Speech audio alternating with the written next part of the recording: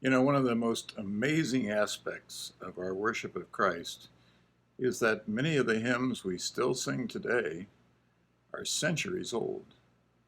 The oldest one in our Presbyterian hymnal is Let All Mortal Flesh Keep Silence. It was written in the 4th century AD. What hymns do is teach us the tenets of our faith in a way that is understandable and easily remembered. In a way, a hymn is the musical equivalent of a sermon to interpret the scriptures for us so that we can live by them. But until the time of Martin Luther, hymns were mostly sung by priests and monks in Latin. Luther changed all that, having his congregation sing hymns written by him and others in their native tongue, German.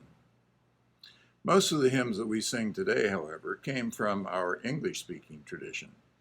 And that brings me to the story of Isaac Watts, considered the father of English hymnody. He was born in 1674 in Southampton, England. He grew up in a family that worshiped in a congregational church, considered nonconformist by the Church of England. As a teenager, he was really bored by the recitation of the Psalms, sung to pretty boring music. The words could not stray from the exact words of the Bible, and he complained about that to his father, who challenged him to write something better. And that is exactly what he did. In fact, for 2 years, he wrote a new hymn every week. In his lifetime, he wrote over 600 hymns, many of which we still sing today, like Joy to the World, When I Survey the Wondrous Cross, I Sing the Mighty Power of God, and so many more that are in our hymnal. I'd like to focus on one of his hymns, which is a paraphrase of Psalm 90. In fact, he wrote a hymn for virtually all of the Psalms. The hymn I have in mind is O God, Our Help in Ages Past, which helps us understand this psalm about time in a new way. And you know, as we deal with this pandemic, we wonder whether this will ever pass. We are assured in this psalm that it will. The psalm says, Lord, you have been our dwelling place throughout all generations. And the hymn says it this way. O God, our help in ages past, our hope for years to come, our shelter from the stormy blast, and our eternal home.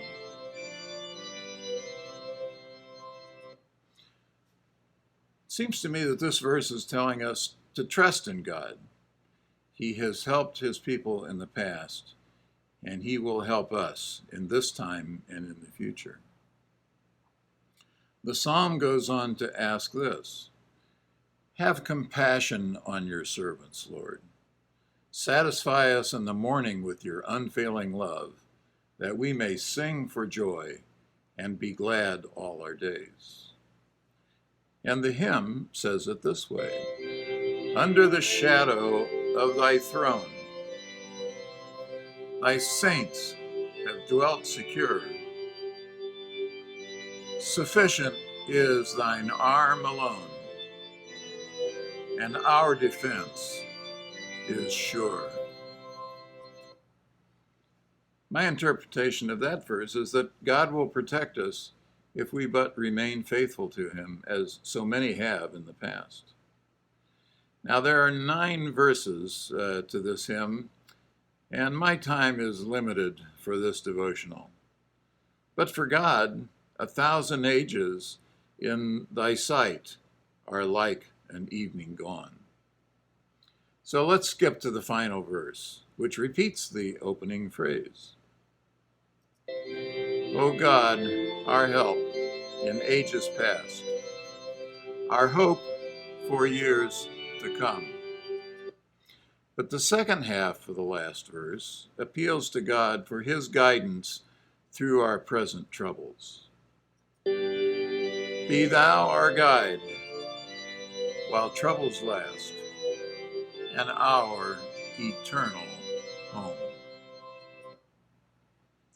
I hope this hymn encourages you as it does me in this time of the pandemic. May it be your guide while troubles last, as we contemplate God's place for us in his eternal home. Amen.